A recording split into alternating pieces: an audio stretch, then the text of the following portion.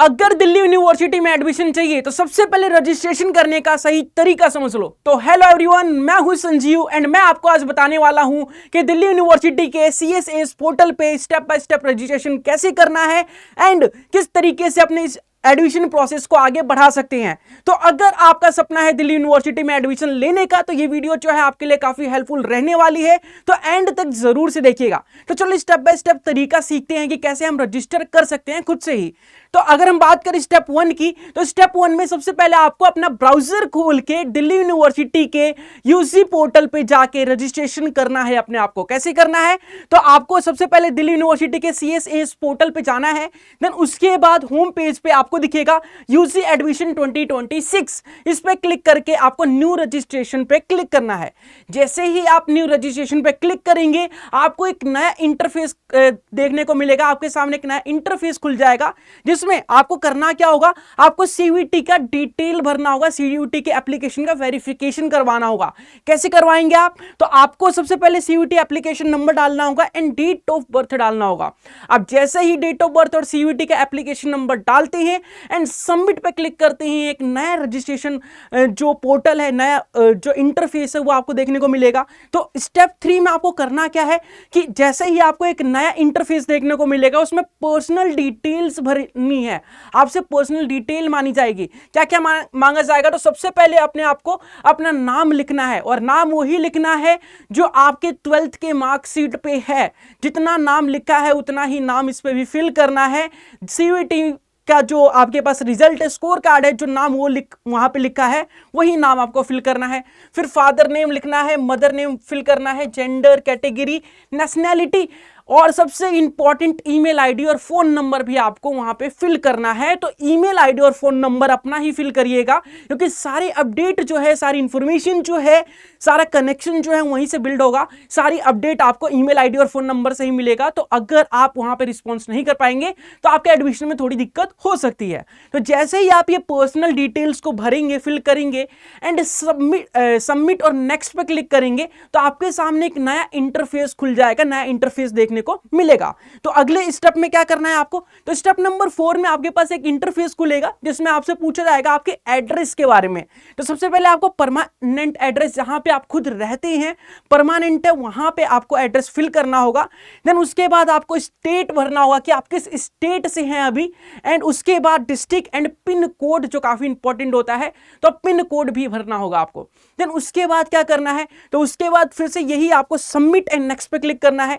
जैसे ही आप सबमिट और नेक्स्ट पे क्लिक करेंगे आपके सामने एक और नया इंटरफेस खुलने को मिलेगा और ये मोस्ट इंपॉर्टेंट इंटरफेस है जिसमें आपको एकेडमिक डिटेल्स भरनी है। तो एकेडमिक डिटेल में क्या क्या भरनी पड़ेगी, तो आपके पास एकेडमिक डिटेल में 10th का डिटेल पूछा जाएगा आपके पास कि 10th में कितने नंबर थे, कौन कौन से सब्जेक्ट थे, ये सारी चीजें आपको 10th के डिटेल में पूछी जाएगी। देन उसके बाद आपके 12th के डिटेल पूछे जाएंगे कि 12th में कितने नंबर थे, कौन कौन से सब्जेक्ट थे, क्या कौन सी स्ट्रीम थी, ये सारी चीजें पूछी जाएगी। फिर आपसे पूछा जाएगा कि आपका बोर्ड कौन सा है, किस बोर्ड से किया है, CBSE बोर्ड से किया है कि ICSE बोर्ड से किया है, किस बोर्ड से आपने ग्रेजुएशन को किया है, किसी स्टेट बोर्ड से किया है या सेंट्रल बोर्ड से किया है। देन उसके बाद पासिंग ईयर पूछा जाएगा आपके पास कि 10th में जो 10th आपने कब पास किया था एंड 12th आपने कब पास आउट किया था। और उसके बाद आपका स्कूल का नाम पूछा जाएगा आपसे। जैसे ही आप ये सारी डिटेल्स को भर देते हैं एंड सबमिट पे क्लिक करते हैं, नेक्स्ट एंड सबमिट पे क्लिक करते हैं, तो आपके सामने एक फिर से नया इंटरफेस देखने को मिलेगा। तो स्टेप नंबर 6 में क्या करने वाले हैं, आपके पास ये वाला इंटरफेस देखने को मिलेगा जिसमें आपको डॉक्यूमेंट्स अपलोड करनी है। आपको कौन कौन से डॉक्यूमेंट्स अपलोड करनी है, तो सबसे पहले आपको पासपोर्ट साइज फोटो जो है अपना अपलोड करना पड़ेगा वहां पे।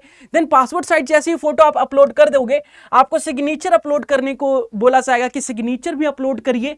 एंड वहां पे कुछ आपके पास MB और KB का कोई क्राइटेरिया होगा कि इतने KB में आपको अपलोड करना है, तो उसमें कन्वर्ट करके ही करना पड़ेगा आपको। तो ये इस चीज का ध्यान रखिएगा, नहीं तो कई बार रिजेक्ट हो जाता है। ठीक है, अगर बात करें अगले स्टेप की, तो अगले में आपको कैटेगरी सर्टिफिकेट, अगर आप किसी स्पेशल कैटेगरी से बिलोंग करते हैं तो उसका सर्टिफिकेट होना चाहिए एंड उसका सर्टिफिकेट है तो वो भी आपको अपलोड करना पड़ेगा। कौन कौन से सर्टिफिकेट, जैसे ST हो गया, SC हो गया, OBC हो गया, EWS हो गया, PWD हो गया, तो ये सारी चीजें जो है अगर आपके पास, अगर आप इस कैटेगरी से बिलोंग करते हैं तो लेटेस्ट सर्टिफिकेट होना चाहिए आपके पास। मतलब 31 मार्च 31 मार्च के बाद अपडेटेड होना चाहिए आपके पास ये सारे सर्टिफिकेट, तभी वैलिड होगा, नहीं तो वैलिड नहीं माना जाएगा। तो अपने सर्टिफिकेट का ध्यान रखिए कि आपको अपडेट करवाना है कि नहीं करवाना। अगर अपडेटेड है तो काफी अच्छी बात है। अगर हम बात करें अगले की, तो अगले में पीडब्ल्यूबीडी का सर्टिफिकेट होना चाहिए अगर आप उस कैटेगरी से बिलोंग करते हैं तो। एंड स्पोर्ट्स में, अगर आप स्पोर्ट्स में पार्टिसिपेट किए हैं, स्पोर्ट्स का कोई सर्टिफिकेट है, नेशनल लेवल हो गया, स्टेट लेवल हो गया, अगर स्पोर्ट का कोई सर्टिफिकेट है तो वो भी आप अपलोड कर सकते हैं, उस पर कुछ आपको छूट मिल जाएगी। देन अगला, जैसे ही आप ये सारी चीजें अपलोड कर देंगे एंड सबमिट और नेक्स्ट पे क्लिक करेंगे, आपके सामने फिर से एक नया इंटरफेस देखने को मिलेगा। तो उसमें क्या करना होगा आपको, तो स्टेप नंबर 7 जो होगा, आपको प्रीव्यू एप्लीकेशन करने का ऑप्शन देखने को मिलेगा। आपके सामने जो स्टेप आएगा अगला, उसमें एप्लीकेशन को प्रीव्यू करने का मौका मिलेगा। इसमें क्या करना होगा कि अगर आपने गलती से भी कोई गलत इंफॉर्मेशन भर दी है, गलत नाम भर दिया, गलत डेट ऑफ बर्थ भर दिया, या फिर एड्रेस गलत भर दिया, तो उसमें आपको उसको सही करने का मौका मिलेगा। उसमें आप एडिट करके और उसे सबमिट कर सकते हैं। जैसे ही आप प्रीव्यू और नेक्स्ट सबमिट पे क्लिक करेंगे, ये वाले स्टेप जैसे ही आप क्लिक करेंगे, पास करेंगे, तो अगला इंटरफेस देखने को मिलेगा आपको पेमेंट मोड का। तो आपको पेमेंट करना होगा रजिस्ट्रेशन फीस का, जो कि रहने वाला है जनरल वालों के लिए 250 रुपए एंड ST SC OBC वालों के लिए 100 रुपए रहने वाला है। तो जैसे ही आप पेमेंट कर देते हैं, हाँ, पेमेंट का भी 4 मोड आपको देखने को मिलेगा। पेमेंट में आपको डेबिट कार्ड देखने को मिलेगा, डेबिट कार्ड से पेमेंट कर सकते हैं, क्रेडिट कार्ड से पेमेंट कर सकते हैं। अगर हम बात करें कि यूपीआई से पेमेंट कर सकते हैं, और नेट बैंकिंग का यूज करके भी आप पेमेंट कर सकते हैं। और जैसे ही आप पेमेंट कर दोगे मेरे भाई मेरे दोस्त, तो आपको देखने को मिलेगा कंफर्मेशन का कंफर्मेशन, अगला इंटरफेस को लेकर, और लिखा होगा कि एप्लीकेशन सबमिटेड, या एप्लीकेशन जो है वो सक्सेसफुली आपका हो चुका है, सबमिट हो चुका है, सक्सेसफुली हो चुका है। तो वहां से आपको वो PDF डाउनलोड कर लेनी है, स्क्रीनशॉट ले लेना है और अपने पास रख लेना है। तो यहां तक अगर प्रोसेस सारे स्टेप बाय स्टेप आपने फॉलो कर लिया, स्टेप बाय स्टेप कर लिया, तो यहां से आपका रजिस्ट्रेशन का प्रोसेस हो जाता है समाप्त। एंड आप अपने कॉलेज, अपने ड्रीम कॉलेज की यूनिवर्सिटी में जाके बैठ सकते हैं और अपने ड्रीम कॉलेज में जाके अपनी लाइफ को एंजॉय कर सकते हैं। अगर आपको अभी भी कोई डाउट है, कोई दिक्कत है कि काउंसलिंग प्रोसेस कैसे होगा, प्रेफरेंस कॉलेजेस कौन कौन से भरनी है, प्रेफरेंस लिस्ट कैसे भरा जाता है, तो ये सारी चीजें अगर आप जानना चाहते हैं, देखना चाहते हैं, तो हम आपके लिए एक बहुत ही सुनहरा अवसर है। हमारा जो प्राइम बैच है, काउंसलिंग का सारथी प्राइम बैच है, यहां पे जाके आप इनरोल कर सकते हैं। कैसे करना होगा आपको, तो देखो, जैसे बाय नाउ पे क्लिक करोगे, यहां पे आपको ये दिखाई दे रहा है 2739 रुपए का। बट यहां पे जैसे ही आप एक कूपन कोड यूज करोगे SS लाइव का, SS लाइव कूपन कोड जैसे आप यूज करोगे एंड अप्लाई कर दोगे, तो ये जो बैच है आपको 1900 रुपए का मिलने वाला है।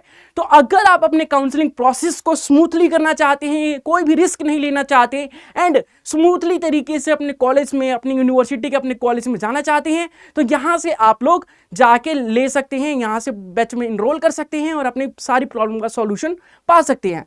अगर मैं बात करूं आगे की, तो आगे का क्या रहने वाला है, तो आगे जो भी काउंसलिंग की डिटेल्स आ जाएगी, DU में कैसे काउंसलिंग होती है, स्कोर कार्ड के अकॉर्डिंग कैसे एडमिशन मिलता है आप लोगों को, रिजल्ट के अकॉर्डिंग कैसे मिलता है, किस कॉलेज में क्या क्राइटेरिया रहने वाला है, क्या कट ऑफ रहने वाला है, तो ये सारी चीजें मैं अपडेट करता रहूंगा। तो अगर ये वीडियो इन्फॉर्मेटिव लगी तो अपने दोस्तों के साथ शेयर जरूर से करिएगा एंड किस कॉलेज को आप टारगेट कर रहे हैं ये भी कमेंट बॉक्स में कमेंट करके बताइएगा। Thank you so much everyone, मिलेंगे अगले वीडियो में।